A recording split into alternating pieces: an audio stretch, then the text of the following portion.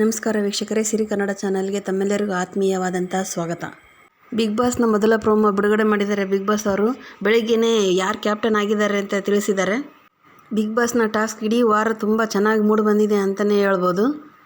ಕ್ಯಾಪ್ಟನ್ಸಿಯ ಟಾಸ್ಕಲ್ಲಿ ಮೋಕ್ಷಿತಾ ಅವರು ನಾನು ಆಡೋದೇ ಇಲ್ಲ ಅಂತ ಹಠ ಮಾಡ್ಕೊಂಡು ಕೂತು ಬಿಟ್ಟರು. ಆ ಅವಕಾಶ ಗೌತಮಿ ಅವ್ರಿಗೆ ಸಿಕ್ಬಿಡ್ತು. ಸಿಕ್ಕ ಅವಕಾಶನ ಗೌತಮಿ ತುಂಬ ಚೆನ್ನಾಗಿ ಉಪಯೋಗಿಸ್ಕೊಂಡ್ರು ಅಂತಲೇ ಹೇಳ್ಬೋದು. ಟಾಸ್ಕ್ ಅಂತೂ ಸಖತ್ತಾಗೆ ಮಾಡಿದರು ಮತ್ತು ಕ್ಯಾಪ್ಟನ್ ಕೂಡ ಆಗ್ಬಿಟ್ರು.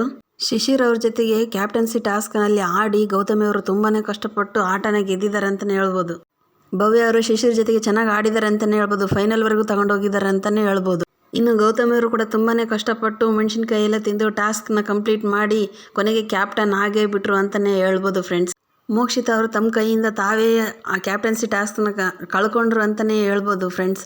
ಇಷ್ಟೊಂದು ಈಗೋ ಇಟ್ಕೊಂಡು ಇವರು ಬಿಗ್ ಬಾಸ್ನ ಆಡೋಕ್ಕಾಗೋದಿಲ್ಲ ಅಂತಲೇ ಹೇಳ್ಬೋದು. ಇನ್ನು ಗೌತಮಿ ಅವ್ರ ಲಕ್ ತುಂಬ ಚೆನ್ನಾಗಿದ್ದಾನೆ ಅಂತಲೇ ಹೇಳ್ಬೋದು.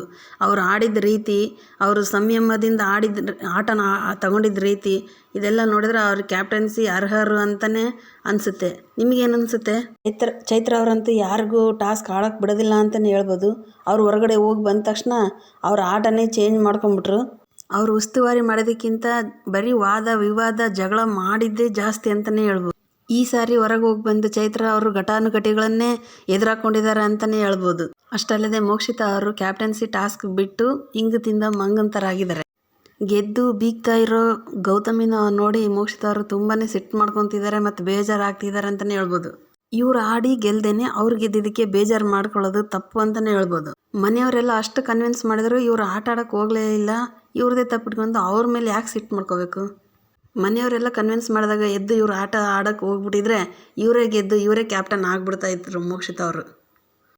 ಅಷ್ಟೆಲ್ಲ ಟ್ಯಾಲೆಂಟ್ ಮೋಕ್ಷಿತಾ ಅವ್ರ ಹತ್ರ ಇದೆ ಅಂತಲೇ ಹೇಳ್ಬೋದು.